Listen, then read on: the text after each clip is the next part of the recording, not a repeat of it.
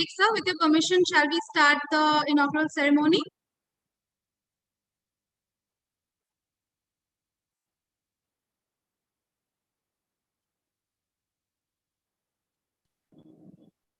Yeah, please go ahead.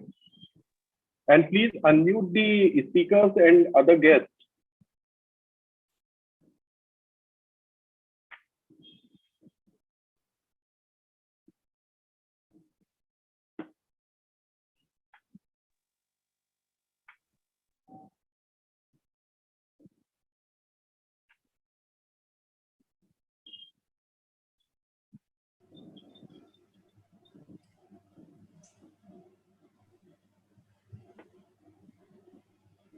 I will begin today's program with a Sanskrit shlok.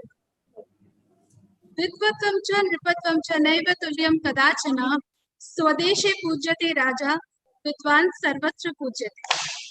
This means that there is no comparison between a king and a learned scholar, as the king is only worshipped in his own kingdom, whereas a learned scholar is worshipped everywhere. Very rightly quoted by Mr. Nelson Mandela, education is the most powerful weapon which you can use to change the world. So is the essence of Prakalp 2021, giving students a platform to present their internship and research projects and showcase their creativity. Good morning, ladies and gentlemen. I am Dr. Pallavi Mukherjee, the convener of Prakalp 2021, and on behalf of my entire team, I welcome you to the second international virtual internship and research project presentation competition, Prakalp 2021, organized by IBMR IPS Academy, Indore, India. Today, we are honored with the gracious presence of Dr. Sangeeta Jain ma'am. She's a chief guest of our inaugural ceremony. She's the Director and Dean of Management, IMS DAVP Indore, India. Also, Ms. Caroline Frey Van Maries. She is the keynote speaker. She's Director, International Sales and Projects, Richard GmbH, Germany. Also, our international jury member, Dr. Alice Catherine Schmidt. She's a senior consultant, PwC Berlin, Germany. We have with us today the president of IPSA, Achal K. Chaudhary, sir, and also our director, sir, Dr. Vivek Singh Kushwaha, sir. Prakalp, which is the traditional internship and research project presentation competition, has been organized on national level 5 times before we decided to go international. So the first international internship and research project presentation was organized last year in July 2020 as one of the first international events organized completely virtual. Prakalp 2020 emerged victorious. We had phenomenal responses of students from the entire world last year, whose project work was judged by international and national jury members, and they won cash prizes. This year, amidst all adversities, Prakalp 2021 has received overwhelming responses of participants from all over the world. As we have been flooded with national and international students' project submissions, Prakalp 2021 has been graced with the presence and support of global eminent jury members from Germany, Nigeria, Nepal, Dubai, Canada, and of course, India. So let's get started with the inaugural ceremony of Prakalp 2021 by praying to the goddess of knowledge and power, Ma Saraswati. I request my colleague, Dr. Sunita Jadhav ma'am, to kindly share the video.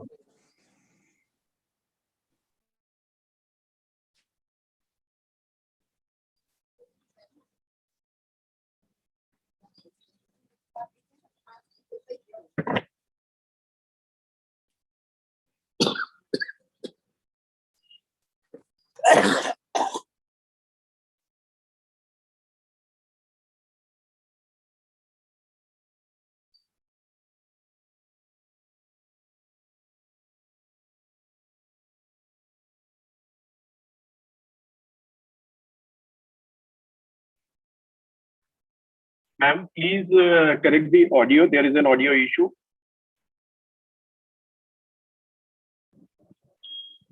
Sanju sir, please check the audio.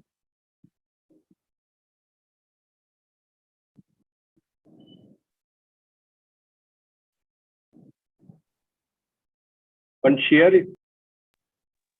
Sir, give us a moment, please.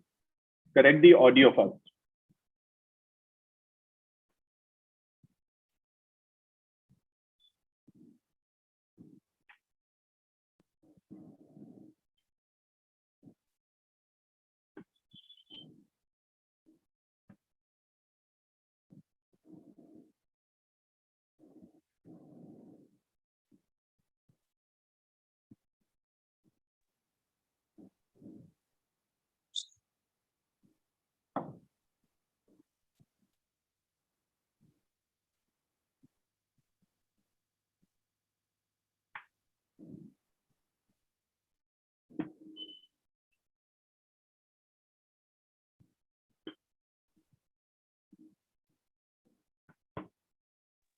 So give us a moment, please. I have asked Sanju sir to share the video right now.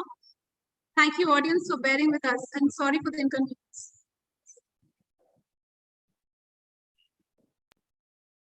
ब्रह्माच्युत Shankar प्रभृतिभिः देवैस्तेन्दु या कुन्देन्दु तुषारहारधवला या शुभ्रवस्त्रावृता या वीणावरदण्डमण्डितकरा या श्वेतपद्मासना या ब्रह्माच्युत शङ्कर प्रभृतिभिः देवैः सदा वन्दिता सा मां पातु Saraswati Bhagwati निःशेषजाड्यापहा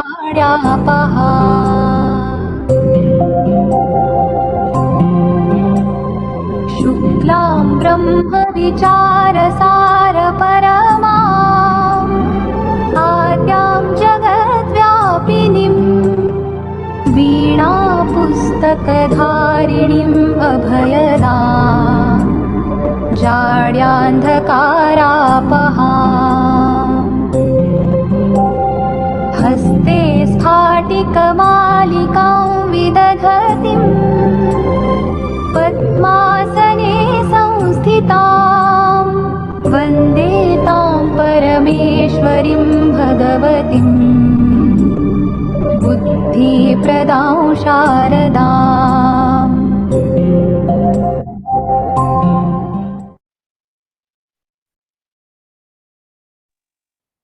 Thank you so much, Sanju sir, for playing the video. So let's begin the ceremony of the inaugural session with the blessings of Ma Saraswati. Now I request Dr. Vivek Singh Kushwaha sir, Director IBMR IPS Academy. Also, Thank you so much.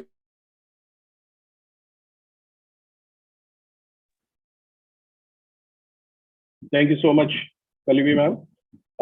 On behalf of IPS Academy Institute of Business Management and Research, I'm really thankful to all the jury members, our chief guest, keynote speaker, for accepting our invitation, because without your inputs, your guidance, this event can't be a successful event.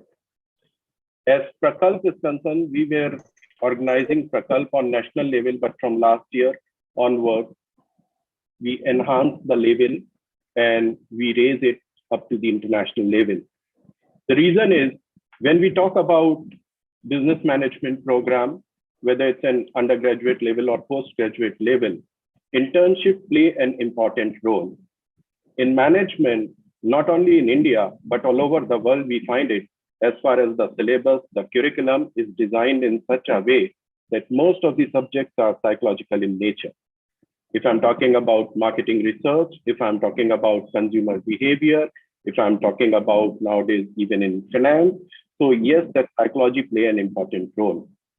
And yes, without the inputs from the industry, without gaining that experience through internship, a student can't understand the basics or the idea that we want to transform with the help of these subjects. So it's an very important. From last 1.5 years, we have seen because of COVID-19, things are going in a virtual form. So yes, this is again a next ladder as far as knowledge enhancement is concerned. Maybe we achieve this level after 5 years or after 6 years, but because of COVID, we enhance our knowledge and connect it through a virtual platform. So now, yes, truly we could say that world is flat. We are connected. So the students are interacting from here, from Indore or anywhere in India or anywhere in the world. They are presenting what exactly they are doing in their internships, in their research projects, and then guide throughout the world. They are guiding what exactly things are going, not only in one country, but in multiple countries, how the things are moving, how the corporates are working. So yes, this exposure play a very important role as far as knowledge enhancement is concerned. So yes, if a student is doing their internships, their summer projects, their major research projects using research methodology tools and all, their interpretations, so whether the direction is correct or not, with the help of this type of event, yes, they gain confidence. And I'm sure as far as the guidance that they receive from the jury members, it would be real help to them. And I'm really very thankful to Sangeeta Jain ma'am, Dean and Director of Institute of Management Studies, Devi Ahilya Vishwavidyalaya, Indore, for accepting our invitation in such a busy schedule, because I can understand from last 1.5 months because of COVID, the things are disturbed and she is busy a lot. So she accepted our invitation. So thank you so much, Sangeeta Jain ma'am. Our keynote speaker, Ms. Carolyn. So I'm really very thankful because I can understand the different time zone, and in different time zone, if you are sparing your time for our event, we are really very thankful to you. And the other participants, other jury members, I'm really very thankful you spare time for this particular event. And this networking is not only till this Prakalp 2021, but it would go a long way. So thank you so much. Please, Pallavi ma'am, go ahead. Thank you very much.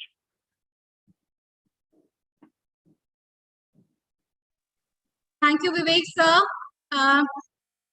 Yes, absolutely. We have been learning phenomenal things, and we would have done this eventually, very rightly pointed out by you, but we learned it with speed. Whatever we could learn in 5 years, we did it in 1 year. All in throughout the world, this is what we discuss, our peers, we discuss with our jury members, keynote speakers, that yes, it's the same condition all over the world, that we have started learning new things, and we have started developing new things with a good amount of speed. Thank you so much, sir. I would now hand over the mic to my colleague, Dr. Sunita Jadhav, to kindly welcome Architect Achalkesh Chaudhary, sir, and also for Sangeeta Jain, ma'am. Ma'am, dice is yours.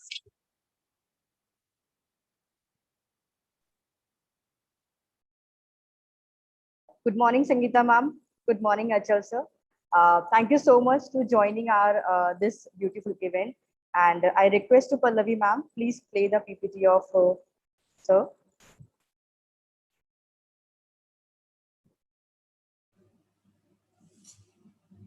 Thank you so much, ma'am. Architecture Achal Chaudhary sir. He has a dream to work out in the KG to PG concept in an IPS Academy in Indore. He is alumni of IIT Kharagpur. He has joined a league of renowned architects and built some wonderful residential and commercial projects in Indore and other part of country, which include Aurobindo Institute of Medical Science College, Dawa Bazaar, Apollo Tower, Indraprasth Tower, and other. He is hardcore educationist and architecture from the concept of the building the so many ideas also. His dream and vision to provide wholesome education from KG to PG students turn into the beautiful reality in an IPS Academy. And even now we can say that not only the KG to PG, even we have a KG to PhD program in an IBMR IPS Academy Indore.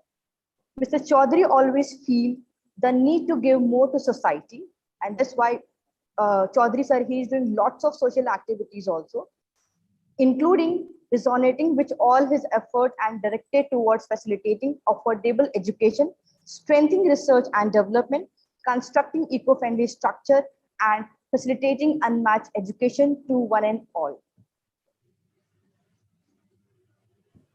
So thank you so much, Achal sir, for joining us and giving us so many zeal and enthusiasm. Over to you, Achal sir.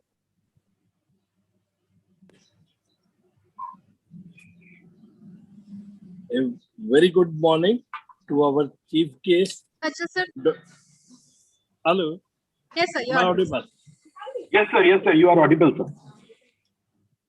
A very good morning and a hearty welcome to our chief guest, Honorable Dr. Sangeeta Jain, and our guest of honor, Mrs. Sanyal, Director Airport, all the international jury and national jury, and all the international and national students and the participants. I welcome you all to this second event of Prakalp. I must congratulate Dr. Kushwa and his team for doing this program so successfully. Right in the beginning, as she said, the education is more important than the kingly throne. So, but with MBA, with management, these things, I think both can be achieved. And that's what I think our MBA students should do. My thinking about the management, this thing is it should be treated like fine art, where you create something new. And I think similar concept should be developed for the management also. You all are very wise person. I don't have much more to say, but with that, I wish best of luck to Dr. Kushwa. Here, I would like to add one more thing. Though we have suffered a lot because of COVID, but we must appreciate one thing, that it has brought the world much closer. What we could have done in next 5 years, I think things were done in 1 year's time, 6 months' time.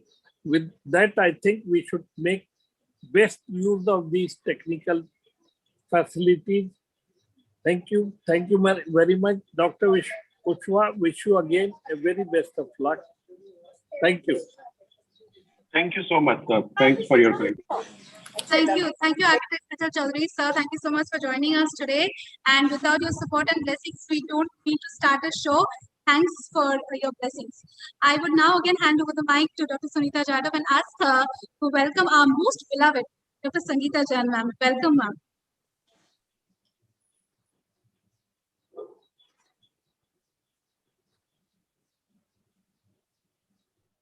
Sangeeta ma'am, welcome again and very warm welcome. So, Sangeeta Jain ma'am, she is our beloved faculty from IMS Indore, Director and Dean Management. Every time throughout our career, we have seen that she has supported a lot. And whenever she came in IBMR IPS Academy, she gave lots of a smile and courage to work in any kind of situation. So right now she's a professor, Dean and Director at IMS Indore, IMS GBB Indore. And her area of interest of the education is organization behavior, social and industrial psychology.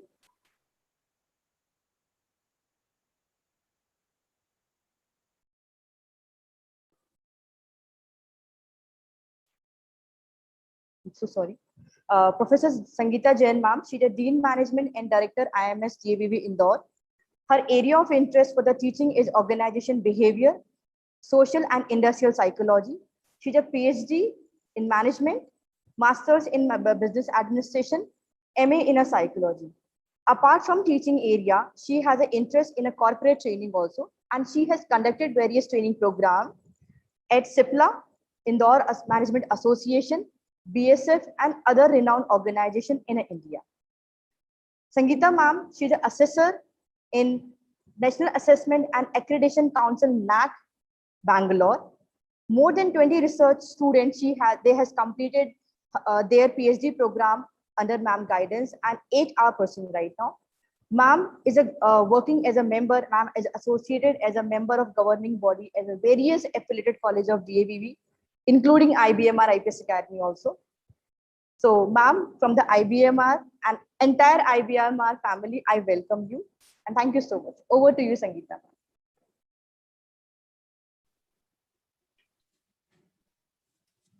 Thank you, Sunita. Am I audible? Yes, ma'am.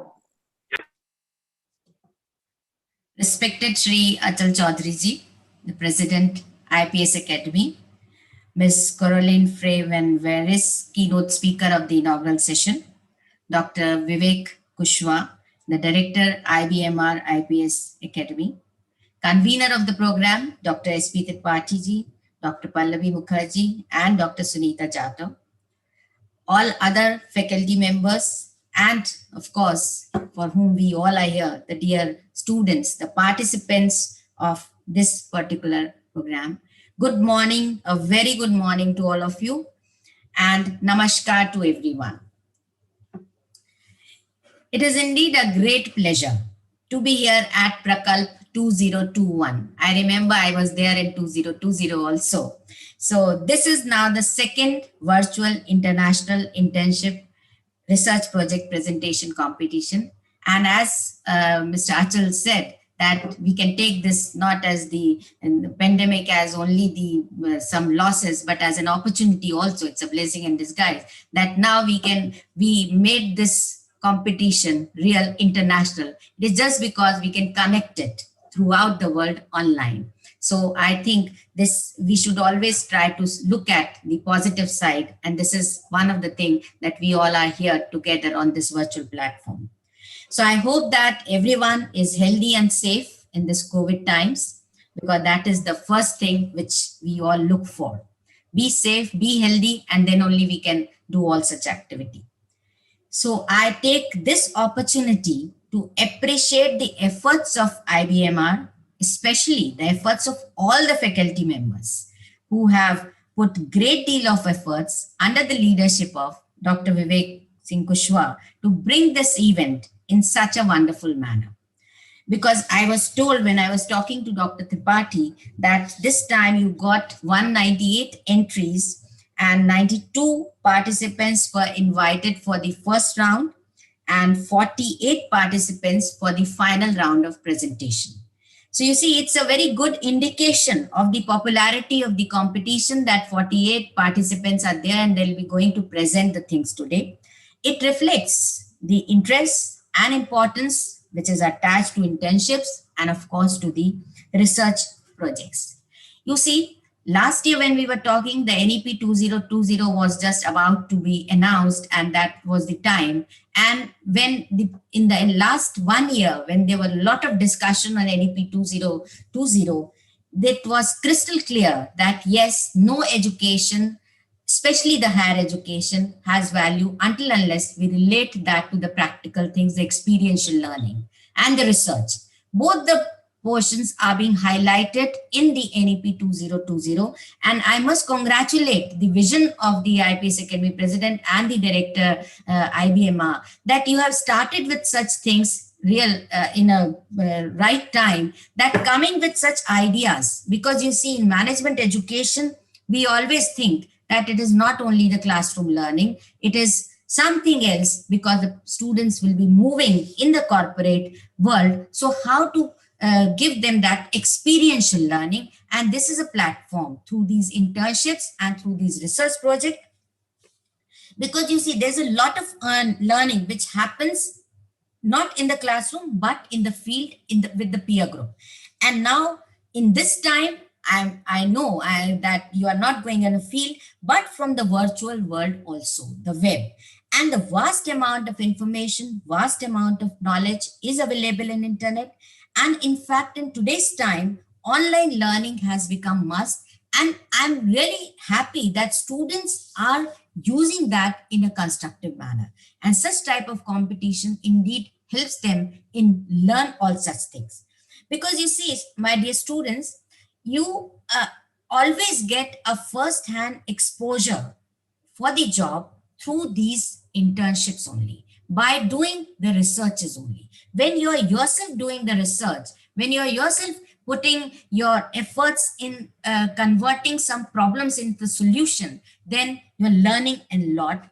And such internships that they create the environment where students are forced, I'll say, they have to learn various things because that output is to be delivered. So that type of professional learning comes in through these internships. And I seriously believe that students should, all the students pursuing the professional education, whether it is a management or whether it is an architect or whether it is an engineering, all such professional students who are pursuing the professional education, especially, they should go in such type of internship, because it always helps the students in entering the real job market. And what I have observed in so many years in IMS also, that number of good students, the where they had did their internships, where they did their summer projects or some researches also, they get the placement offers also from that. So converting your internships and projects into the final placement, this is a chance, this is an opportunity, this is a real, you can say that a starting point. And if you put your efforts in this, then of course you'll get a competitive advantage over the other students. And internships and doing research also, that helps you in this job hunting process also, if those things are not being converted. But then in other jobs, these internships will naturally will, and I'm sure that that will going to play a role. I must share with you, all students are there, maybe in 80, and I completed my MBA in 91, you see, and that time 30 years back, when we got the opportunity that we have to go for some internship.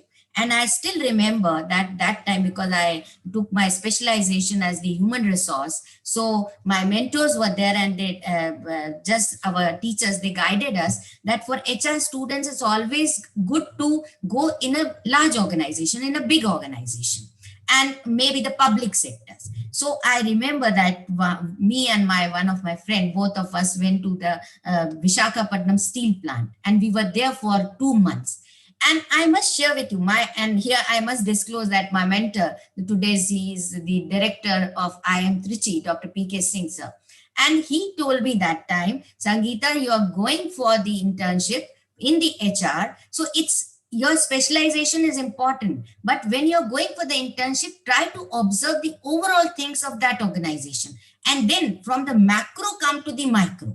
That is, yes, the overall, that how that public sector works, and then coming to our HR, and then of course coming to the particular segment. In HR, then he emphasized, like he guided me, Dr. Singh and Dr. Sharma, they were my guides. So they said that it's, you're doing the internship, so try to understand HR as a whole. Because you see, all the management students are here. We have different functional areas, whether it's HR or finance or marketing. And these are the broad. In HR, if I say, there are a number of operative functions. So right from recruitment till separation, if you're going for in a public sector, you'll find that everything has their separate department. The entire training and development cell was there, the entire department. In fact, that time also they have a designation as the OD manager. So the point is, when we are going in the corporate world, we try to look at the things from close. And it's not everything they'll be telling us. One more thing I must share with you all students, we learn a lot through observation.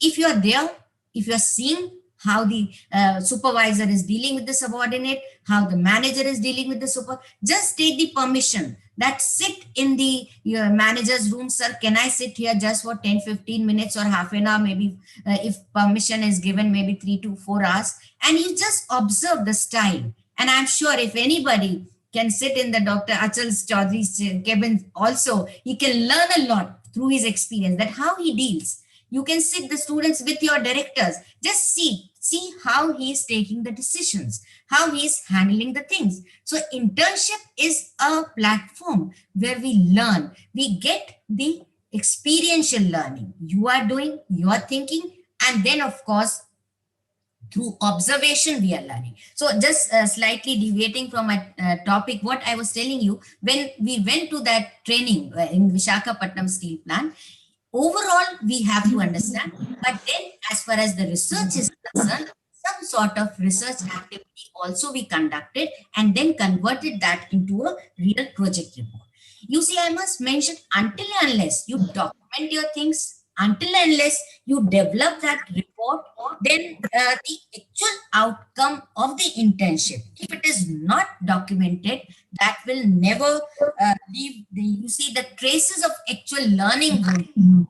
So actual learning is possible and it enhanced if we convert all those learning in some form of document.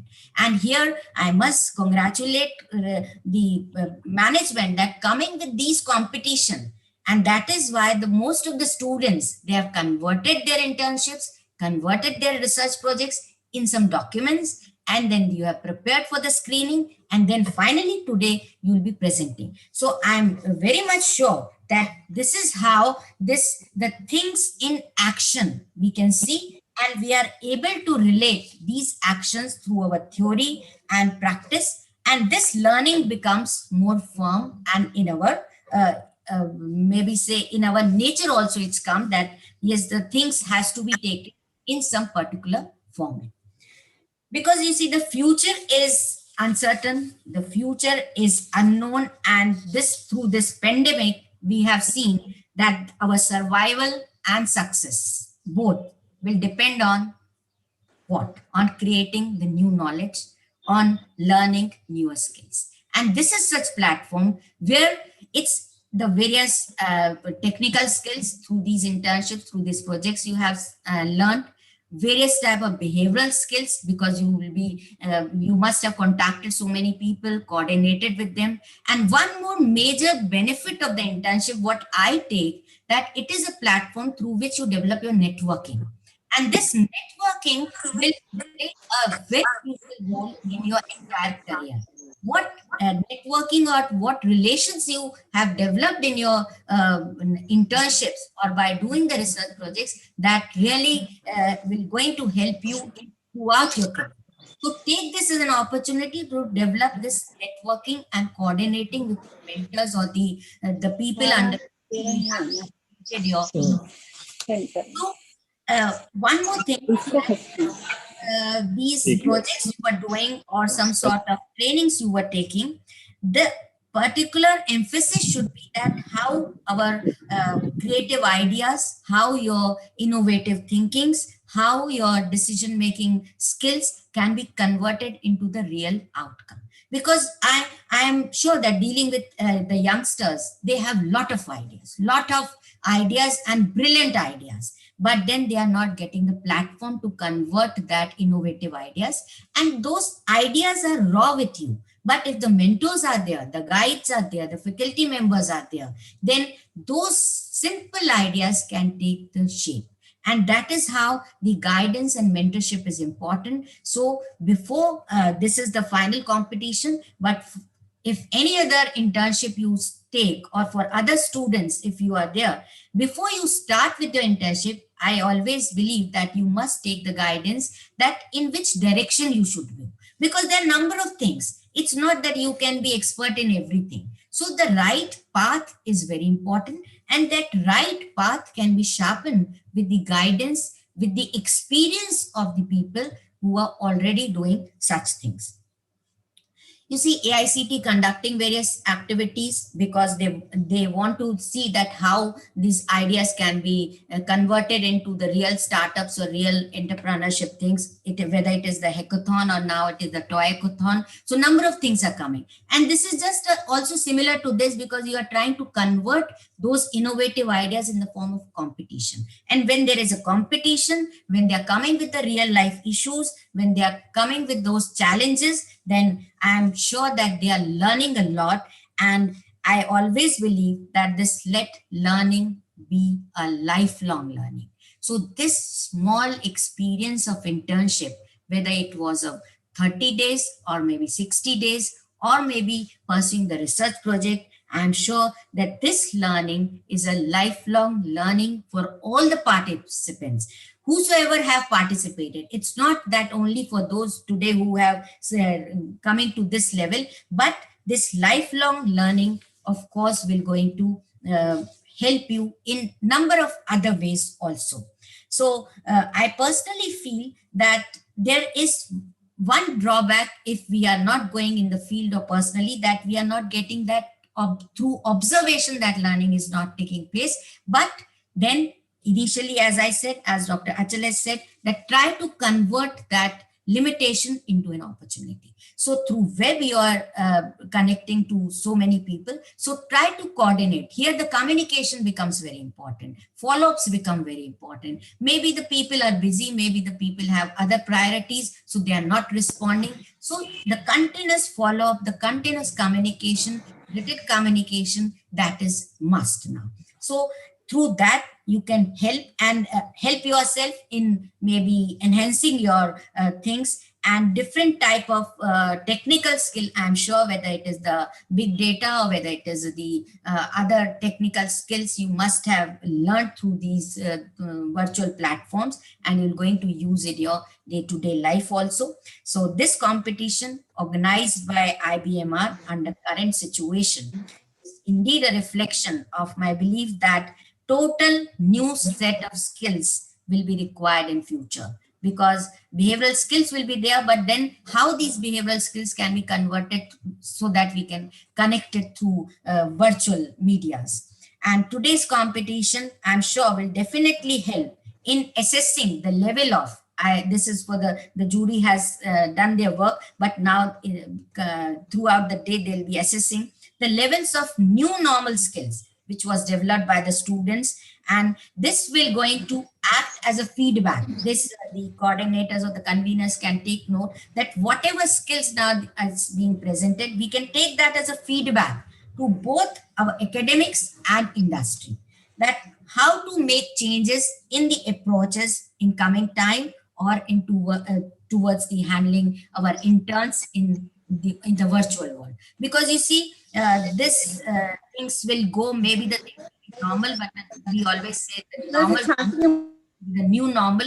So blended mode will be now more popular. We'll be meeting physically also, but this won't stop. And this is an opportunity that we can connect internationally. So what we can assess that what those new normal skills the students have learned, and this can be given as a feedback to industry also, to feedback to the academicians also, that what should be the new approach to for the handling the interns in coming times. So one more thing before I conclude, that whenever you are doing any internship, or maybe talking about the researches, I always believe in some portion in that, whatever project, whatever internship you are doing, that how that your work will going to contribute for the humanity and for the sustainable development. I always believe in that, because you see, above all, we must be a good human being. And I'm really proud that I always tell my both the sons that whatever you are doing, just think before the final thing, that how this thing will going to contribute for the social cause, for the social development, or maybe sometime now the sustainable development when we are talking about. So sustainability should be in the mind of every individual, because this is how we can give our contribution to the society also, and to the nature also. So I'm sure that this competition, you'll be observing various ideas related to sustainability also, and other things. So in the end, I thank IBMR for inviting me to be here and share my thoughts with all the budding managers and all those participants. And I wish you all the good luck. Very, I think that I'm sure that this entire day we'll be doing a brainstorming, and what you have done, that is one part, but what we can learn from others also. And it's not only the students are learning, but we as teachers also learn from their presentation, from their work. So I always believe that it's a give and take, and learning has no age. It's a lifelong learning, I believe. And this internships and projects, they'll be sharing with we people, the experiences, what they had. So experiential learning has its own importance. So from my side, I wish all the best to all the participants. And it's not only for the today's competition, my dear students, it's for all your future projects, for your career. And may God bless you all. Good luck, stay healthy, stay happy and safe. That is the one thing. When you'll be healthy and safe, yes, you can do wonders in the life. So God bless you all, and thank you for inviting me. Thank you. This is from my side. Okay. Thank you so much, Sangeeta ma'am. Over to you, Padai. Pallavi ma'am, I think Achal Chaudhary sir would like to add something. Ma'am, yeah. Thank you very much. Thank you so much, My Sangeeta ma'am. Yeah, Ji, sir. my special request means I'll take this opportunity to request Sangeeta ma'am. Ma'am, you are in the university and you are in the academic council also, and you have a lot of control over there, and you have been a management person for last more than 30 years. Yes, Ma'am, sir. you have just now pointed out the necessity, the importance of the internship. Yes. My request to you is, now that the online has become quite comfortable with the students also, so why can't we make this 24 months course? The classroom teaching can be reduced to 18 months or so. And because the students are quite mature, they are already graduates. So when they are in post-graduation, the classroom teaching can take a little different shape. And the last 6 months may be given totally for the internship, where because it's the internship, the summer internship only for a month or two, so nobody takes it seriously, neither the students nor the company. So if it is stretched over 6 months at least, I think a lot of importance will come to this internship. And what we can do in present scenario, that during this time, if required, the online teaching can be done. So if you can give it a thought and something can be done on this line, I think everyone will appreciate that. Yes, sir. Thank you very much, ma'am. Thank you very much. Yes, sir. Just I want to brief you what you said, that as far as this NEP 2020 is there, lot of emphasis is on online learning also, and 40% courses they talked about that the students can pursue the online through MOOCs and other things. But the point is this, whenever we'll be getting the directives, we have already started working on that. We'll come with the changes in the curriculum, and the suggestion what you gave, this making the 6 months, the last semester for the MBA student as internship, that was in our mind. But let's see the revision, what guidelines we are getting for the NEP, because the guidelines are coming from the state government and of course from the UGC also. So I'm sure that number of changes will going to come now within a year, maybe not from the next academic session, but I'm sure that from 21-22, the next year, that these changes will going to come. Not from this coming academic session, that because it's too early to say that, because a lot of work has to be done for that, again revising the syllabus. And here I must take an opportunity to thank your team also, that after 10 years, we revised the syllabus of MBA core for DAVP, and I give credit, 80% credit to Dr. Vivek and his team, because they worked with me day and night. And today what the students are studying from this last academic session, that's the new, when we introduce a new specialization also, data analytics. So this is real great thing that is doing a hard work with we people in doing that. And I'm sure कि जो ये नया अब आएगा, जो आपके suggestions, and NEP also talking about making the research component, making the internship, and 6 months that internship, we are also thinking the last semester MBA for 1.5 years, and the last semester, the whole semester to be given for the internship. So let's see, we all together will work for that. It's not that me and you are different. We all are working for higher education, and whatever best we can do, we'll try to. Whatever bottlenecks are there, I'm there, and in whatever in my capacity, I'm sure we'll be doing. Thank you, everyone. So there is a Thank you very much. within a year or two, we'll see those changes. That I'm pretty sure. Thank you, ma'am. Thank you very much.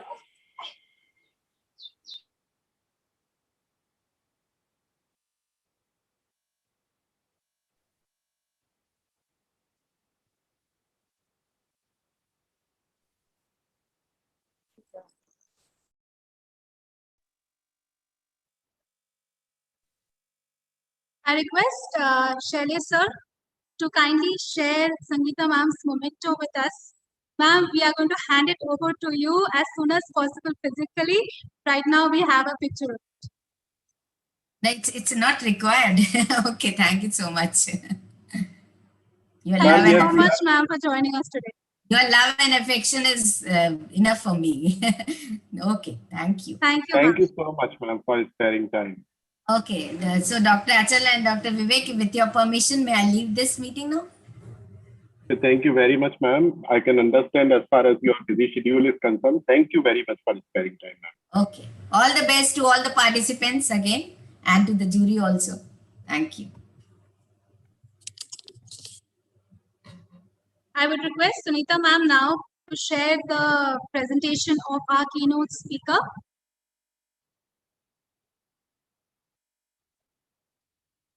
Our keynote speaker today is Caroline Frey Van Maris. She's a director, International Sales and Project, Richard GmbH. Next slide, please, ma'am. She has 17 years of work experience. For 7 years, she lived and worked in China, Slovenia, and Ireland. She has worked from Avto Active, Slovenia, BMW Beta importer. She was a sales and marketing assistant.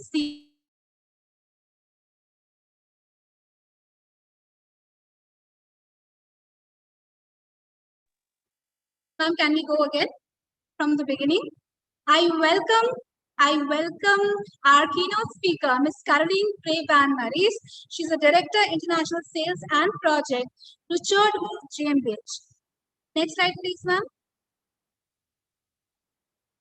She has 17 years of work experience. For 7 years, she lived and worked in China, Slovenia, and Ireland. Avto Active Slovenia, BMW General Importer. She was a sales and marketing assistant CRM. She worked also in Ingenex in Germany.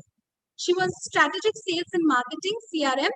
She was also a team manager, sales and distribution PR with a lot of responsibilities. Ingenex Consulting, Shanghai, China. She was a marketing and sales manager. Next slide, please. She worked in fiducia management consultant in Shanghai, China as a project manager executive research. Then she started working in Richard GmbH in Germany, and there her roles were varied and dynamic. She started with regional manager Greater China. Her turnover responsibility was almost 25 million euro. Then she became the head of international sales, where her turnover responsibility was 80 million euro. Then she was director international sales. Her turnover responsibility was now 100 million euro. And now she's a director international sales for Asia Pacific, and she's responsible for exports of business in Asia Pacific countries. Next slide, please. She's very much enjoys her managing and working with diverse international teams in several countries and have a good team spirit to usually reach their sales target, which is huge. She has a strong dedication for her profession. Her work is not only a job, but rather an essential part of her life. Traveling is her biggest passion. That's what I felt all the time when I've spoken to you, Caroline. She loves adventure, backpacking, and exploring countries. IBMR IPS Academy welcomes you as a keynote speaker. We are very privileged to have you today with us. And thank you so much for accepting our invitation and joining us. The dice is yours, and I'm going to share your PPT.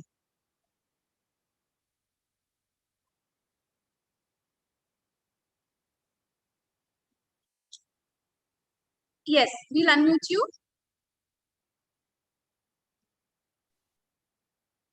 Perfect. I think now you can hear me. Perfect. Fantastic. Let me know when you want me to share your presentation. Perfect. You can actually, if you want, already start with the first slide because Okay, we are going through that anyway. What a nice and warm welcome. Thank you very much for that. And also from my side, a very good morning and a very warm welcome all the way from Germany to India. I have to say that was already an inspiring early morning for me. I loved the presentation so far and the speech. I'm really energetic now from the previous speech. And I also really would like to thank you, Pallavi Mukherjee, for inviting me today, as well as Dr. Vivek Kushwaha. I really feel honored. It's a pleasure to be here today. When you were asking me if I want to speak today, then I was really thinking, what could be the right topic for the students today? What topic might tickle them? What would be interesting for them? And then I was, trying to remember how I was 20 years ago at the end of my university time. And I remember that I had a lot of questions back at the time. Which company to go, which country to go, which department to apply for. Oh my gosh, I was really overwhelmed and felt partially even insecure.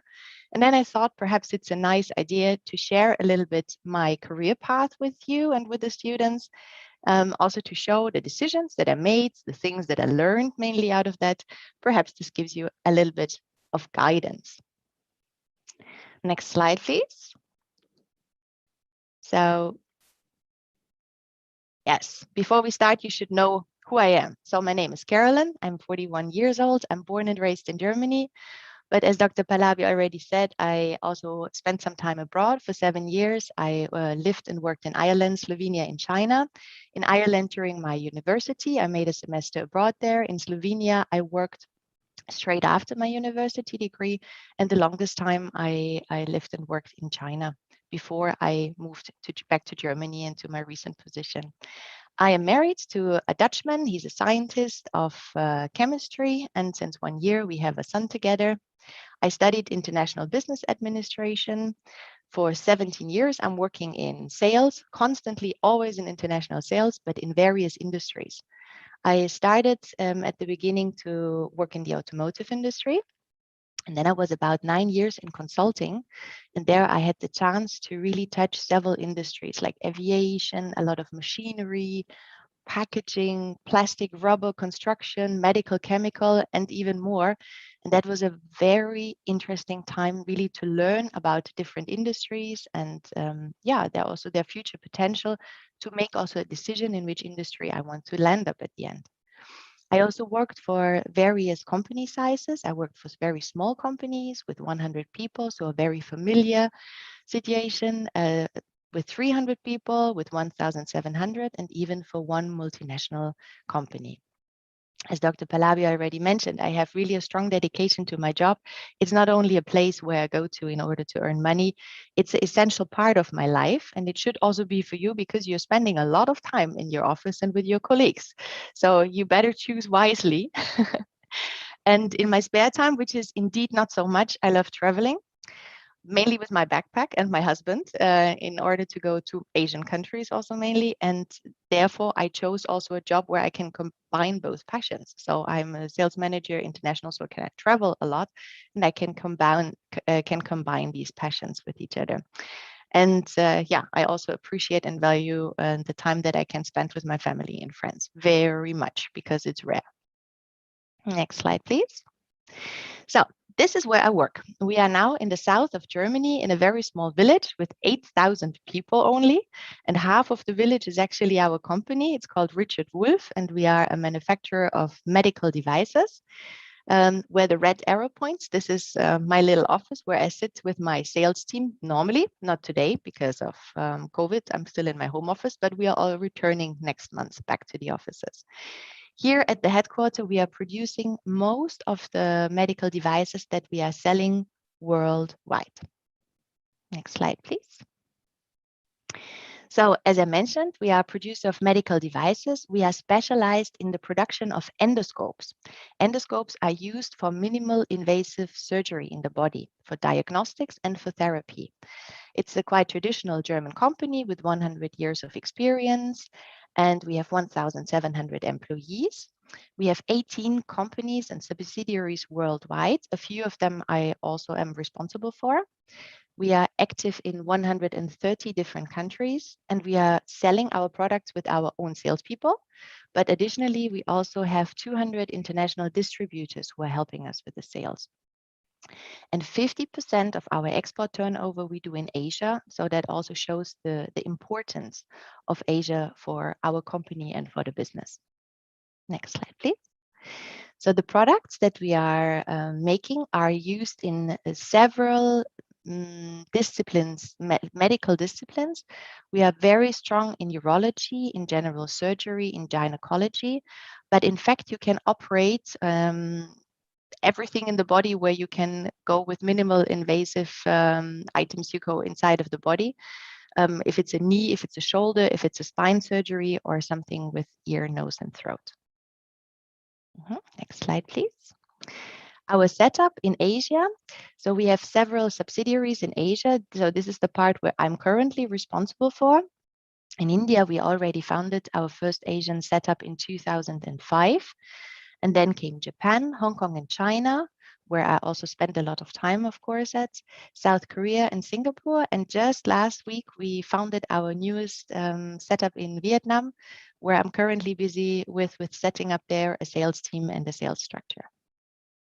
Next slide, please. This is our team in India. Sorry for the bad resolution. I didn't have a better picture, but it should still give you an overview.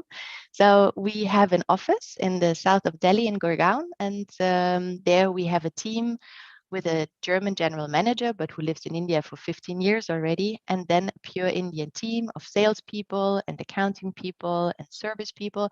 But we also have a team which is living in different provinces in India, like in Tamil Nadu. So because they're spending a lot of time at the customer on site. So this is the scenario that I mentioned before, the situation that some of you might be at the moment. So you might be tickled by some brain teasers from time to time. What to do, a lot of decisions to make, what to do after your studies. Next slide. And I think one big question is always what kind of company you want to work for. Small company, big company, medium-sized company. We already heard before that enter a job in a very big company is often a good step. And I agree, because this is exactly how I did it as well.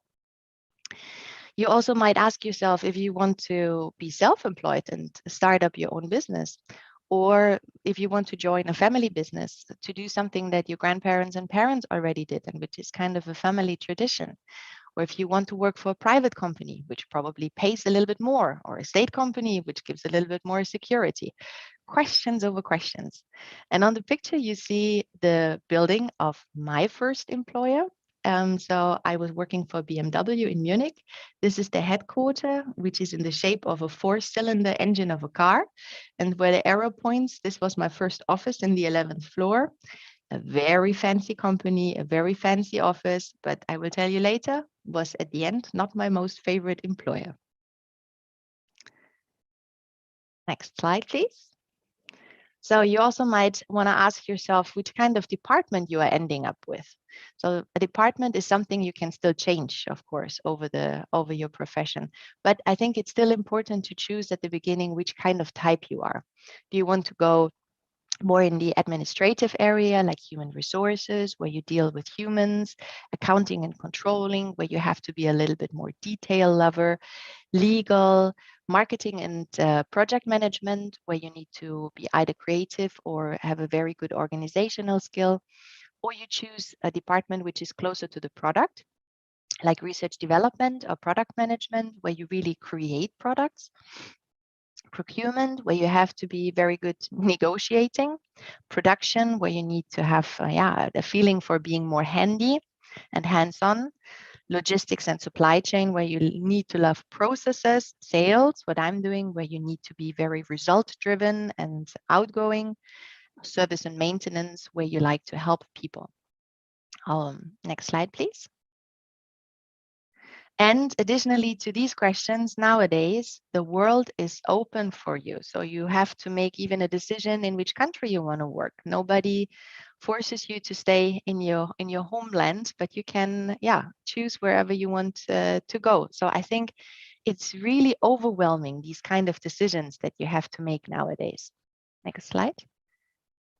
So I would like to introduce you very shortly, because I'm not a psychologist, but very shortly, a tool that helped me personally, and that is also often used by HR managers in order to analyze candidates. Me personally, I also had to use this tool before I got my recent promotions. It's called the Big Five theory, in English also known as ocean theory. You can Google it and you will find it immediately. It's a psychological personality study, which characterizes people roughly in 5 groups. And each group is then defined by some keywords. And these keywords, they describe our personality, our temperament, our psyche. And of course, it's quite seldom that you are only in one block. So normally it's a mixture of several character traits that you have. But the psychologists also say that these character traits are normally relatively stable throughout your life. So really from childhood through adulthood. And of course, the way in which family you were born and how you were raised are affecting that as well. But 50% is also given by our genetic inheritance, so from our ancestors. Next page. These are the 5 groups which you can belong to. So we have the group of extroverted people. These are people who are gaining energy from interactions with other people. They are very energetic and talkative and outgoing. Then you have the open people. So these people, they love new experiences. They normally have a very wide variety of interests. They like to try new things and they are very curious. Then you have the conscious people. These people, they are very efficient and organized. So they are very reliable and methodic and strategical. Then you have the agreeable people. The agreeable people, these are the kind ones, very friendly, always nice, very compassionate and sympathetic ones. And then you have the little bit more critical group, which is the neuroticism group. And these people, they are sometimes emotional, a little bit unstable. They are moody perhaps, and a little bit more sensitive. And if you are now asking yourself which group fits the best to you, I can already guarantee you will have a little bit of everything inside of you. And if we go to the next page, I want to share my personal result with you. I deleted the scores, to be honest, to make it a little bit more rough. But one slide back, please.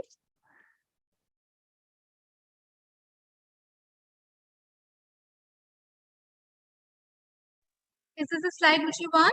No, just sorry, one slide back. Exactly, this one. So I deleted the scores, but as you can see in my personal result, I have a clear dominance in extraversion and in consciousness. And when I'm now reflecting myself and looking back to my work, then I really have to say that it's true. And I can just recommend you to do this test. It takes 10 minutes, online test, click, click, a few boxes, and perhaps it gives you a little bit of guidance what kind of type of person you are. So now we go to the next page. This is my career path that I want to share with you. So in 1999, I started to do a master's studies in international business. I studied for 5 years. And during my studies, we also had 2 obligatory internships. So the first internship was already in the 3rd semester, and the last one in the last semester, so just before the master thesis. And that was really, in my case, perfect, because a lot of us really found through the internship and the master thesis then also their future job. And this is exactly what happened to me. So I did the internship at BMW, then also did my master thesis at the subsidiary in Slovenia for BMW, and also stayed there altogether for 3 years. But as I mentioned already before, BMW was a perfect jump into my career, but not my ideal employer. It's a very big conglomerate, a huge company, quite competitive environment, and was not the right thing for me. So I changed jobs and I joined then a technical consultancy. This consultancy was planning and realizing factories for companies like BMW and other car manufacturers, but also aviation companies and machinery companies. And with this company, I stayed for 6 years and also went with them to China to lead their team. After 1 year of China, I didn't want to come back because it was a 1 year assignment abroad. I wanted to stay in China and dig a little bit deeper into the Asian culture. So I switched jobs and joined a Chinese company. It had also some German management, a German manager in it, but it was a pure Chinese and Hong Kong company. Management consulting helped German-speaking companies to set up their entities in Asia. And there I did something completely different. I did executive search. That was completely out of my comfort zone. But in fact, it was still sales. It was just the sales of people, not of products anymore. So I had to steal people from companies and place them in my clients' companies. It was a little bit of a matchmaking job. I enjoyed it a lot and I learned a lot. And one of my clients was my current employer, Richard Wolf. And with them, so I joined sites then and switched sites, and I joined this company. And with them, I also moved back to Germany. So I wanted to go back to to Germany, but I still had a quite intensive travel frequency. So until last year, I still traveled up to 50%. So every 2 weeks, I normally had a long distance flight to somewhere in the world, mainly Asia. Last year in 2020, I took a whole year off. That was amazing. I had a year of parental leave because our first son was born. And since March this year, I'm back in business. I could take over my old position, and I'm very happy now to be back in business. Next slide, please. So as mentioned, I had 4 main employers in my life. The other internships, which I did already during studies, I didn't now mention. And all of these companies, they were very, very different. BMW, as I mentioned, multinational company, huge conglomerate, 120,000 people, a very fascinating and attractive product, a huge reputation. Of course, it's fancy if you say you work for BMW. The salary, I have to say, was really good. I got many trainings. I could learn a lot. And they had many benefits. They gave even us as an intern back at the time a car. So that was amazing and, of course, very attractive. But as I already mentioned, the competition was extremely high. It was a quite rough working atmosphere. And yeah, everybody was just fighting against each other instead of cooperating. So that was not my favorite one. Then I joined this smaller company, small, medium-sized company with a technical approach. I loved it because the hierarchies were very low. I had a fantastic superior back at the time, a young manager also, and I learned a lot from her. So she was really in these 6 years guiding me fantastically. I was very close to the customer also. So I could join my superior and go with her to the customer side, look into the factories, being very close to them. But of course, this company or smaller companies often come with the downside that it was very difficult to switch jobs to different departments or to go abroad. I really wanted to go abroad, and it took me 4 years to convince my boss that he should send me to China, which he did then at the end.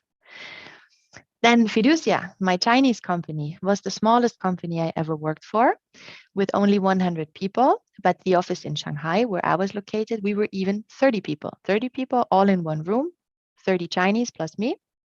But it was, I think, a very interesting time because I also could learn a lot about different cultures. I was working there due to the small size, hand in hand with the general manager. I had, I think, during that time, the most interesting customers. We did a lot of traveling. So I was only on the road everywhere in China, in Taiwan, and in Hong Kong, in Germany as well. That was really amazing. But it came also with the downside. I earned less than in my job before. But I really have to say at the end, it was more than worth it because I don't want to miss that experience. Working in consulting also comes with tough working hours. So when you are not selling a product, but you're selling a service, in this position, it was selling yourself, then you work when the customer needs you. So I really remember many long evenings and hard nights ordering pizza in the office and not coming home. So that was the downside of this job. And now my current job is a medium-sized company with 1,700 people. So a little bit in the middle of everything. And I chose this company also because it's a very future safe industry. Medical devices, pharmaceuticals, this is something that will always be, it will always run, even in COVID time. So especially then, because people will always be sick. So that attracted me as well. In general, medical also pays good. not extraordinary, but very good. The clients that you have are very pleasant because you're selling devices to doctors and universities. It also includes a lot of traveling, this job. Now, of course, to COVID a little bit less, but I hope this will boost up again. And what I really enjoy in this company that we have a very healthy work and life balance. So it's tough as well, and we do a lot, but it's also fine to end the work after your 8 or 10 hours, and then nobody's calling you as well. So I think that's a very healthy, and that's also lived from the secretary up to the general manager, which I really appreciate a lot. Next slide, please. The key learnings that I have now from my 17 years of working, but this is really very individual for me personally only. I know that I want to work in a medium scale company with flat hierarchies because I love and I need also very quick decision making. When I have an idea or I want to realize something, I would love to go to the general manager, knock at his door, ask for his permission and talk to him face to face rather than filling out templates and go through complicated processes. I want to work in a stable and future-proof industry where I think medical industry also counts in. And I also clearly know that I need a product over a service. So since I'm in sales, for me, it's much more easier to have something in my hand, which I can explain and touch rather than selling a service. I need to identify myself with the product. I do this in Richard Wolf a lot because these are items which are helping the life of people. And we also do a lot of donation projects, also in India, also in Tibet recently, in the Ukraine, where the company gives me the freedom also to donate products in poor provinces to help people that satisfy me really a lot and close to humans in my job anyway, I want to be. So the social aspect of business is really important. I also know that I want to work in Asia. I don't want to work with German clients or European clients or Latin America. I did all of that also before, but I think my power and my passion is Asia. I want also to lead a team. I enjoy manage a team, but I also prefer having a small team. I used to have up to 20 people in direct reports and then up to additionally 30, 40 in indirect reports. And the clear message was more people, more problems, because at one point you are only talking to people and you're not really working operational anymore. So now I have a small team, but a very powerful team of managers, and I enjoy that very much. I also know by now I need a very harmonious team around me and a superior who I can look up to, who is a mentor, where I can really still learn something because I also want to constantly develop myself. I also need a healthy work-life balance. If you have a child and a family and you want to make a career, that's necessary in order to combine both. And I also learned by now, it's sometimes important to change jobs frequently in order to, for example, make a jump. But now I think it is after a while more important to have a very long-term commitment to a company because you are learning so much with this company and also the value you give to this company increases with every year you stay. Next slide, please. I want to give you very quickly 3 experiences of my personal life, of my family members and best friends, in order to tell you that whatever decision you are making now, it can always be reversed. So it's not that you now make a decision and then you are stuck in this industry or job or profession or department for always and ever. You can always turn around. So actually my oldest friend, we went to kindergarten together already. She was a tax consultant. She was starting with 15 years to do apprenticeship and she was very successfully working in this job for 15 years. And then when she was 30, she told me that she doesn't want to do the job anymore. She's not happy. She wants to do something social and she wants to become a kindergarten teacher. I was shocked and I thought it was a bad idea. She did it anyway. She quit her job. She moved back in with her parents because she didn't earn any money. She went 2 years to school and she became a kindergarten teacher.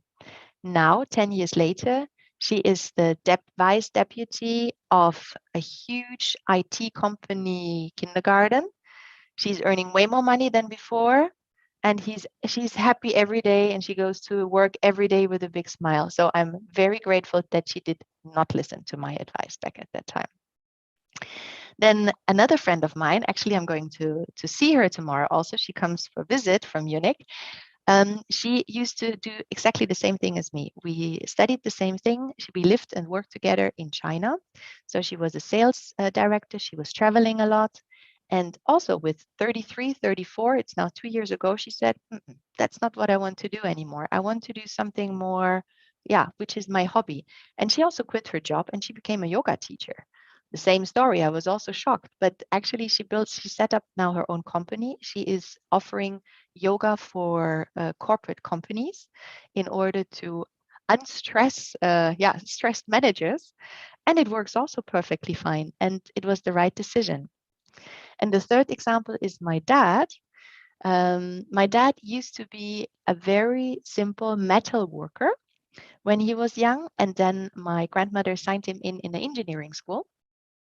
And although he really loves to work with his hands until nowadays, so he was a locksmith, he actually decided that this is not his passion. And secretly, he left the school and signed him in the police academy. Same story. At the police academy, he didn't have any salary.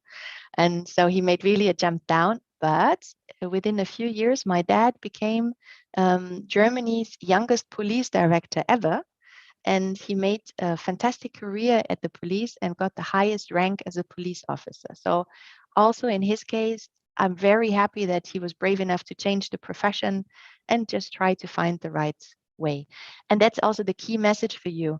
Whatever you choose, always try to follow the gut feeling and choose something that you can do very well, rather than choosing a fancy industry or a company which has an attractive name, because as I mentioned before, you need to work very long in this job. And I really strongly believe that you will always be successful and good when you choose something that fits and suits you. Next page. So that also brings me to the end. As I say, follow your heart and follow your gut feeling, make a decision, and don't worry, because you are not stuck in this decision. You also see at my example, it took a few years until I really found out what I want to do. I think now in my situation, I found what I want, but I don't want to even say that this is what I'm doing for the next 20 years where I still have to work. So I'm still open for a change, and I'm curious what the future will bring.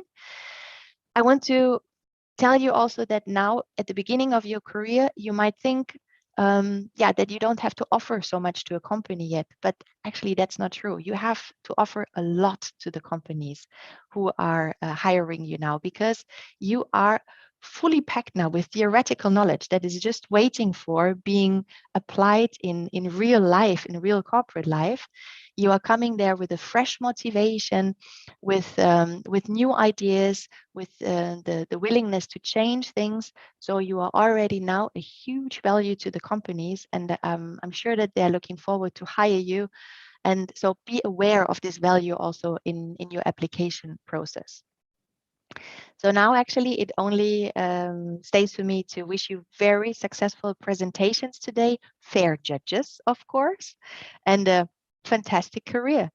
And if you have any questions or if you want to get in touch with me afterwards, then you can find me on LinkedIn, and I'm very happy also to answer your questions there. So have a beautiful day and successful presentations.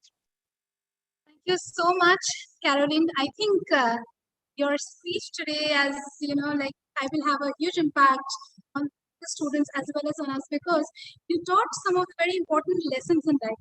See, I teach economics to the students, and one thing I teach them, that economics, being the science of wealth and society, is also a science of people's choices.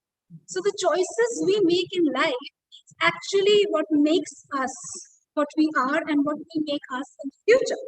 I would sum up your talk in like 2-3 points, which is barely not possible, but I've tried.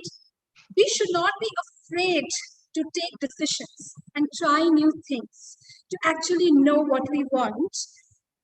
Also, combining work with your passion is what we should look for and do for a happy future, for a happy us, for a happy career. Follow your ikigai. That's what you do. And also work-life balance is very, very important in today's scenario, Caroline. We are all going through this. We are stressed and we're unhappy, but happiness, work-life balance, balancing everything at the same time is what we should look for, as you have highlighted in the talk. Thank you so much for joining us today. I would request Shelly sir to please show the memento we have prepared for you and how I'll deliver it to you. Either we'll send it. I have three options. Either we'll send it, or when the next time I'll go to Germany, I'm going to hand it over to you physically, or you come to India. We would be more happy to host you in the institution and hand it over to you. Fantastic. Thank you very much. I'm very much, honored. Thanks a lot. Thank you, Carol. Thank you so much. Going through the next part of the program, we have less time. I would now like to invite Alice Catherine Schmidt. Are you here with us, Alice? And Sunita ma'am, please share her PPT.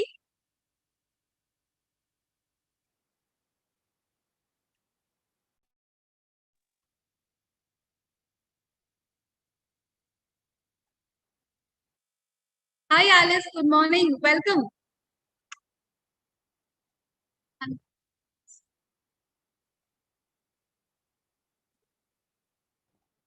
Thank you. Now I can speak. Thank you very much.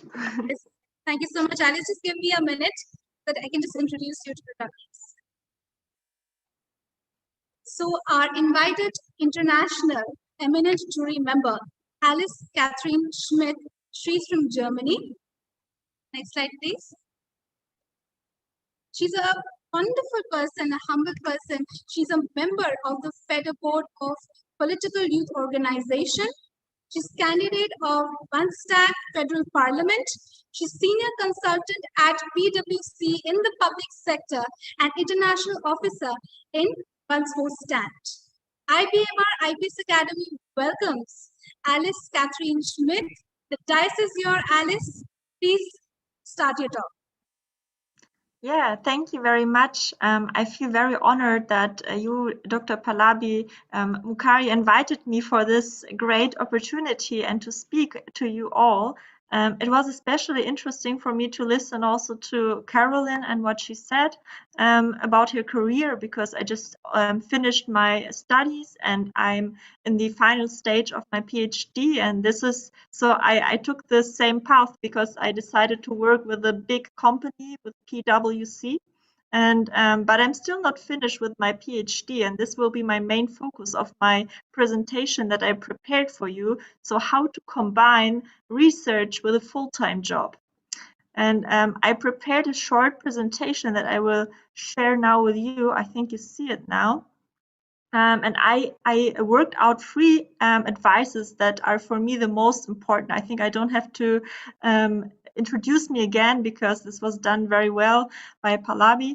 And so at first, maybe the question why you should combine a full-time job with research, because it's a lot of work. And I think that there are some reasons that are still good reasons to do so. For the first one is the financial situation. After a time at the university, you maybe want to have more money and you want to have maybe an easier life, which is always easier with a good financial situation, which offers you a full-time job. Then also you have great career opportunities because you also you build your profile in business and in research, so you're not focused on just one thing. And the third one is that you can bring together theory and practical experience. This can be also a great opportunity. And if you have a PhD, that normally also is a great thing that you can show on your CV and show that you are also able to work very deep into topics and not just in a practical way. So I will now show you how I try to combine this full-time job with my final stage of the PhD. And the first advice I have for you is that you have to plan a stable research time slot during your working days. Alice, you know sorry to interrupt you. Can you please switch on the slideshow mode? Yes.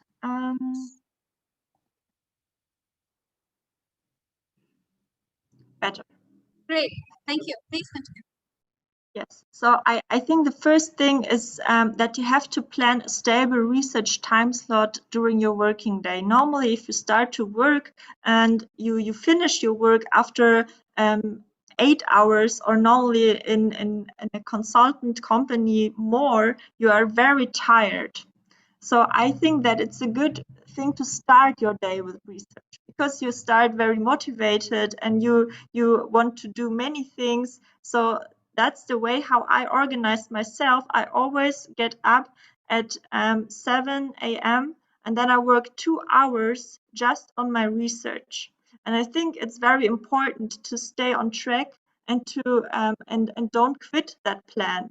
Because if you are getting out because you think, oh, now I would like to prefer sleep 2 hours longer, then you get out of research. And you have to get sure that you have every day, you are also in the field of research and not just in your business. So I think this is one of the most important things. And I will show you later on why the 2 hours you are spending can be very, very efficient if you do it in the right way. Then the second thing I think is very important if you are combining research with your with a full-time job is to have a structure in your working in your work and research. And I think especially of packages that you can manage in one day. Because I think if you have the big project of writing, for example, a master thesis or a PhD, normally you cannot do that within 2 days or within a week. So it's a great project, and sometimes you are scared because it's so big. And that's the reason you have to divide it in packages that you can manage during one day. So, for example, I have always a goal for me. This can be, for example, that I will write 2 pages, or that I will build a structure for the mythology part of my PhD, so that I always know that in the end of the day, I will finish one package that brings me closer to my big goal of my PhD. And I think this is very important, because otherwise you don't know what you manage during the day. And to be proud of yourself and to know for your psychological thinking, okay, I did something and I created something, I think it's very important in the end of the day to make something like a done in your mind. And this is only possible if you have small, structured working packages and not the big project of just working right on your PhD. And the third one, what I think what makes the 2 hours very efficient is that you should try to get into a flow in your working time. What is a flow? So flow is a concept of positive psychology, and you know that you are in flow if you forget the time. Normally, this happens when you do something that you love. For example, if I do some sports activities that I love, or if I meet friends, I forget the time because I meet them at 8, and then it's 10 p.m. and I don't know where is the time, where are the 2 hours, and the reason that I forgot the time was that I am in the flow. And I think that if you can, if you have the opportunity, or if you know how to create a flow in your working time, then you are the most efficient person that you can be, because if you are in a flow, you just concentrate, or you have 100% focus on what you are doing. You are not listening to your cell phone, you are not listening to something else, and it's so easy to bring you out of the flow. For example, just having this cell phone close to me, it lowers my concentration part, because I know, or my mind knows, that all the time a message can come up, and this always takes a part of my concentration. So how do I come into the flow during work? I think there are many possibilities. One, if you are a starter, and if you know that you oftentimes go to social media, and that it's not easy for you to work during 1 hour just on one thing and to focus, then use maybe Pomodoro technique if you don't know it. Pomodoro technique is an app, or you can have it also in your browser, and you can install it. And this will force you to work during 25 minutes just on your work. because afterwards you will have 5 minutes for doing whatever you like to do. For example, social media or whatever you prefer. But if you don't focus for that time during your work, this will take so much out of your concentration, so much out of your efficiency, because it's not, there is no thing such there is nothing like multitasking. This is something we are talking often about, but there is no multitasking. You are always doing one thing, and then you are switching between another thing, and your mind has to do a lot of work for this switching time. So try not to think that you are able to do multitasking, because you are not. And if you are doing many things, by the way, then you are losing a lot of time, because the switching takes a lot of your efficiency and a lot of your concentration. So please try to use Pomodoro technique if you have problems to keep in your work and to focus. This can help you a lot. Yeah, that's it from my side. This helps for me, and I wish you a great time for today. As you see, I will in some minutes start to work. And so this was my research part for today. But of course, on Monday, I will again start with the 2 hours of research with my PhD. Thank you, Pallavi. Thank you so much, Alice, for joining us today. And thank you for agreeing to be our international eminent jury member for this competition. And I remember the talks we had regarding, this is the best topic. It's simple. The students, I mean, if they have heard you, and I'm sure they have heard it very with rapt attention, this is what we should follow: a simple strategy to work well, to work with the flow, and to maximize everything. Now, I would request and invite Dr. Satyakant Dubey, sir, who's the Director of Admissions in IPSA, to please give a vote of thanks to our speakers. So the dice is yours.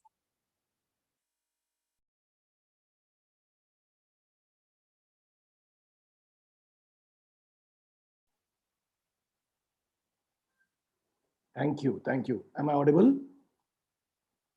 Yes, sir, you are audible. Honorable Sangeeta Jain, Madam, respected Atul Chaudhary, sir, Caroline Frey-Manmaris, Alice Schmidt, and all valued invited guests, students. It's my privilege to have been asked to propose a vote of thanks on this occasion. I, on behalf of IBMR IPS Academy and the entire team that has worked in organizing Prakalp, would extend a very hearty vote of thanks to all the speakers for gracing this inaugural ceremony of Prakalp 2021. This inaugural ceremony has been very different from other inaugural ceremonies because this has been more of an experience sharing sessions. All the three speakers, be it Sangeeta Jain Madam, be it Caroline, be it Alice, all have actually shared their own experiences of life. And for the students who are attending this session, it would have been a great learning experience for them because it is coming straight from the horse's mouth of how to actually move ahead in your career and how to blend your internship with the job that you would be pursuing in the future. Sangeeta Jain Madam very aptly talked about the importance of virtual internships as far as today's era is concerned. She shared her personal experiences as well. Caroline, thank you for sharing very basic things with these students. You would have added a lot of value to all these students if they would have been listening. The dynamics between a big company and a small company, your examples of decisions being reversible and finding a job which you actually enjoy.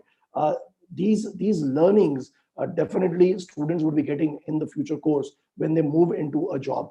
But I guess if they take cues from what you have said, definitely it would add a lot of value to them as individuals. Alice, in her short and sweet presentation, talked about balancing research with work life. In fact, it would be any kind of learning with work. It may not only be research, but any kind of learning that one would want to do in the future. You need to balance it with work. And yes, a lot of stress nowadays. Still, these activities, these learnings would help de-stress as an individual. I'm sure everybody who would be there in this inaugural session would have gained tremendously from all the speakers today. Also, I would like to thank all the members of the jury who would be judging the participants in the future course. Thank you all. I can understand there are various international jury members, and the time difference would definitely weigh against the international jury members. But thank you so much to all for being a part of Prakalp 2021. There has been an entire team working at the back end to make Prakalp 2021 a success. I would like to thank the entire team who are working, who have put in days in and days out for the success of Prakalp 2021. Thank you once again. Thank you, Vivek sir, for giving everybody this opportunity to put in their efforts and show their best. Thank you once again. Thank you very much. Thank you. Thank you so much, Satyakam Dubey sir. And I would like to add just few words of acknowledgement from my side too. I'm really very thankful, Carolyn.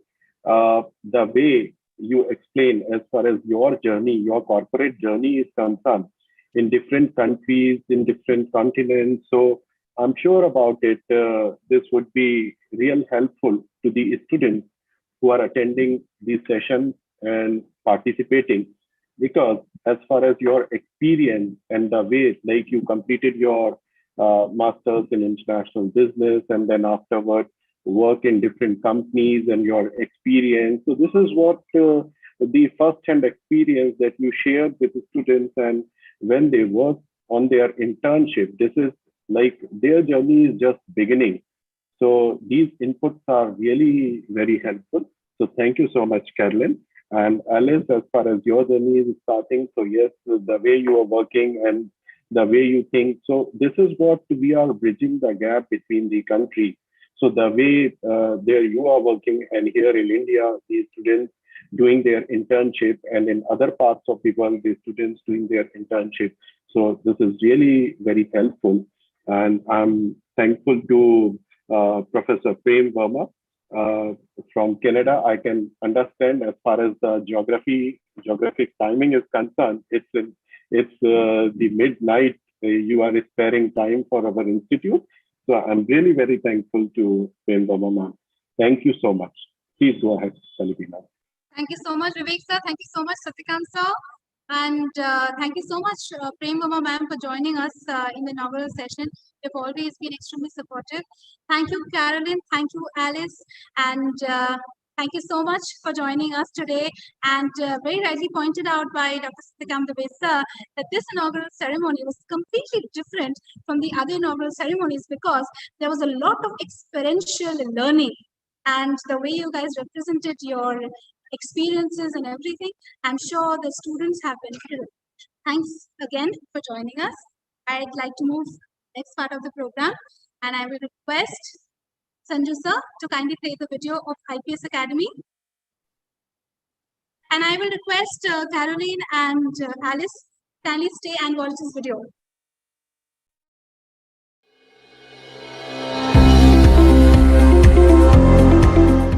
IPS Academy, 16 colleges, 71 courses, 58-acre campus. So Indore Professional Studies Academy is one of the Central India's largest educational hub, in which it offers courses at all levels. At IPS Academy, it has been our endeavor to provide education to students that leads to multifaceted development of their innate talent. The oldest and the best education institution of Central India, huge campus, impeccable infrastructure and facilities, providing quality education to the students in diversified fields. Now, this was the dream of an IITian, which turned into a beautiful reality and became probably one of the most decorated names in the country. When the mind is without fear and the head is held high, very rightly said by Sri Rabindranath Tagore, taught and followed by our institution, I would say IPS Academy does not only impart knowledge in the form of this institution of education, but it also makes sure to broaden the horizons of thought and character of the students who belong to the IPS family. Indeed, very lucky to be a part and change students' lives. Institute of Business Management and Research. The need of managers in organization is continuously increasing, as well as the expectations from managers are continuously changing. IBMR, IPS Academy is meant for those who want to shape their career in business management and excel in it, and offers MBA degree such as MBA Business Economics, Tourism Management, Working Executive, PGDM, PhD in Management and Economics. Thank you so much, Sanju sir, for playing the video for us. And thank you everyone again for joining us today for the inaugural ceremony. We have a long day ahead. We are waiting for that. Now I request all the participants to move to their panels, all the faculty members and judges to move to the panel and start with the presentations. And then again, we are meeting for the valedictory ceremony. Thank you everyone. Thanks a lot.